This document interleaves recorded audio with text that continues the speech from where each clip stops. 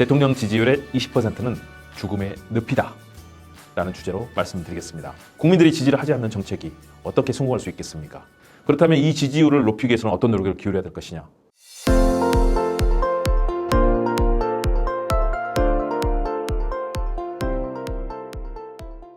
시사 도민고 김국 교수의 이슈. 여러분 안녕하십니까? 그동안 2년 동안 방송을 멈췄다가 다시 시작한 두 번째 시간입니다. 대한민국 너무나 큰 어려움을 겪고 있습니다. 내후 외환입니다. 러시아가 우크라이나를 침공하고 대만과 중국, 미국을 둘러싼 갈등들, 미중 간에 정말 치열하게 펼쳐지는 전쟁 속에 대한민국은 위기를 겪고 있습니다. 한반도를 둘러싼 중국과 미국 간의 갈등, 또 일본과의 사이는 계속 좋지 않습니다. 러시아가 저렇고요. 전 세계 고물가, 또 고환율, 고리스크 시대입니다. 삶이 팍팍합니다. 이때 정치가 제 역할을 해야 되죠. 그래서 오늘 시간에는 지지율의 함정이라는 주제로 말씀을 드리려고 합니다. 지지율의 함정, 대통령 지지율의 20%는 죽음의 늪이다 라는 주제로 말씀드리겠습니다. 대통령 지지율은 굉장히 중요합니다. 지지율 하나에 따라서 일희일비할 필요는 없습니다. 매주 조사가 거의 10개 가까이 나옵니다. 주요한 여론조사 기관들, 갤럽, 리얼미터, MBS 3개 기관에서 내놓은 것들이 핵심이고요. 더불어서 KSOI라든가 또 여러 기관들이 내놓고 있는데 대개 10개 정도가 나오는데 한 3개에서 4개 정도가 공신력이 있습니다.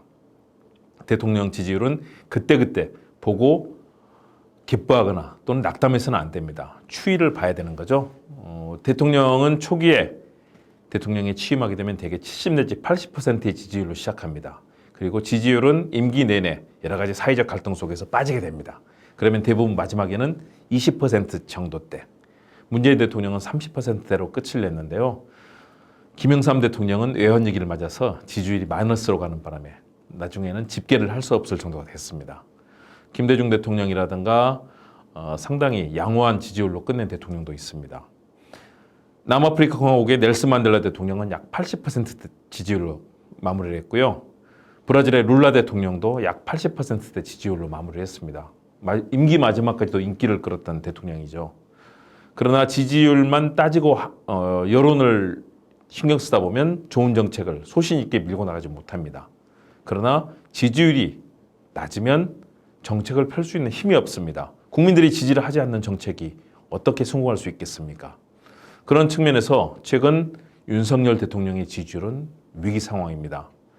약 48%의 국민들의 지지를 받고 대통령이 됐습니다. 0.73% 정말 간발의 차이로 승리를 했지만 그래도 48% 정도의 지지가 있었는데 최근 지지율은 20%대로 내려왔습니다.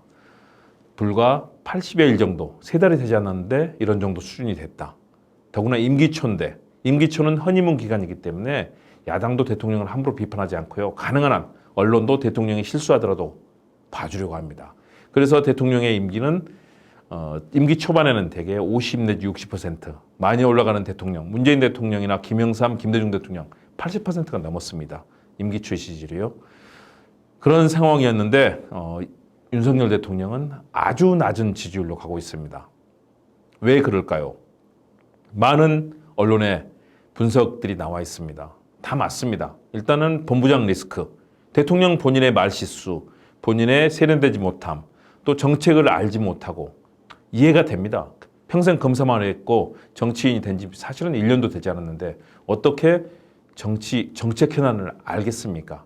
이해는 되지만 그러나 모르더라도 처음이더라도 수많은 관료들, 정치인, 여당과 함께 풀어나가다 보면 일이 되는 거죠. 역대 대통령들 다 그렇게 했습니다. 그러나 윤석열 대통령은 일단 본인의 리스크가 너무나 큽니다.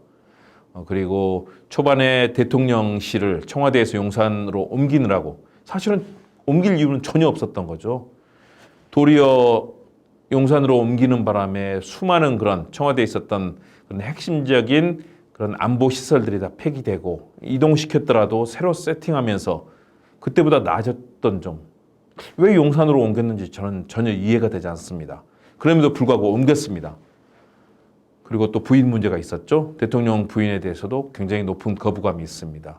그리고 도이치모터스 주가 조작이라든가 또는 학력과 뭐 논문과 관련된 내용들 여러 가지 리스크가 있었죠. 여당은 지금 이준석 대표 토사구팽에 갈등하고 있습니다.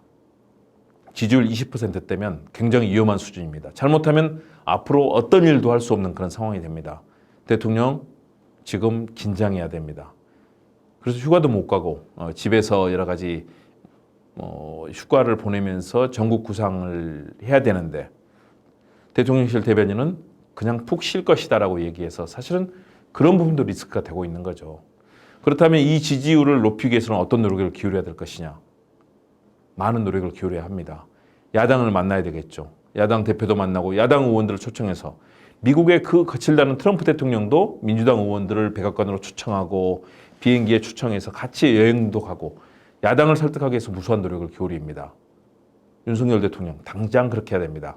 그리고 두 번째 여당 내 내분들 빨리 정리해야 됩니다. 대통령이 직접 당무에 개입하고 내부 총질한다는 그런 문자 보내면서 직접 당무에 개입하는 대통령. 이건 문제가 많은 거죠. 거기다가 내각은 어떻습니까? 스타 장관 만들려고 했는데 스타가 있습니까? 전혀 보이지 않습니다. 업무도 모릅니다. 내각 대개편 빨리 해야 됩니다. 지역 편중 바꿔야 됩니다. 아니 그 수많은 장차관 중에 호남 인사는 없습니다. 한덕수 총리 뭐 한두 사람 있다고 하는데 이분들도 다 서울에서 자란 분들이죠. 그렇다면 이렇게 지역 편중을 했을 때 호남, 영남, 충청, 강원이 한마음이 될 수 있겠습니까? 왜 이렇게 지역 차별하죠? 그러지 않기로 대통령이 약속했던 거 아닌가요? 이거 바꿔야 되죠. 지역 차별 바꿔야 되고요. 또 남북 관계, 북한 문제를 왜 또 이용합니까? 북한 문제를 완전히 정략적인 차원에서 전 정부 사정 국면으로 끌고 가고 있습니다. 국민들이 일하는 정부라고 느끼겠습니까? 이런 부분들을 빨리 바꿔야 됩니다. 야당에는 이재명, 박용진, 강훈식 새로운 대표들이 지금 경쟁을 하면서 좋은 정치를 꿈꾸고 정책을 내놓고 있습니다. 여당도 빨리 바꿔야 됩니다. 권력 투쟁하지 말고요. 국민을 위한 정책 내놓고 야당과 치열하게 경쟁해야 됩니다. 윤석열 대통령은 민생에 치중해야 됩니다. 좋은 정책 만들고 늦게까지 밤을 새서라도 정부 부처 공무원들과 토론하고 학습하고 공부하면서 본인이 모르는 부분들 윤석열 대통령 모르는 거 이해합니다. 그동안 전혀 국정을 공부할 기회가 없었던 거죠. 지금이라도 늦지 않았습니다.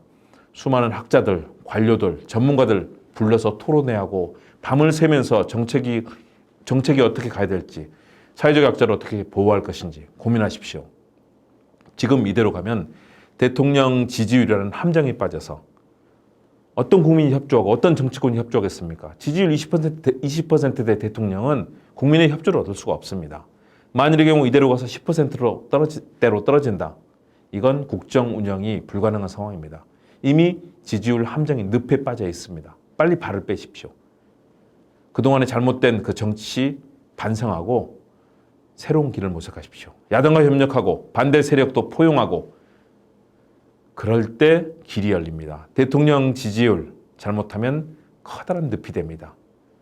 늦지 않았습니다. 지금이라도 열심히 좋은 정치하고 밤샘 토론하면서 공부하고 좋은 정책, 사회 양극화 어떻게 극복하고 어려운 일들을 어떻게 돌볼 것인가. 사회적 약자 그리고 부자들도 힘내서 일할 수 있게 하고 노동자들 돌보고 인권 돌보고 대기업과 중소기업 일할 수 있는 분위기 만들어주는 거 필요합니다. 극우 태극기 부대와 함께 하면서 이념적인 접근으로 사정 국면으로 끌려간다면 분명히 실패합니다. 국민 통합의 정치로 윤석열 대통령 나오기를 다시 한번 권하고 싶습니다.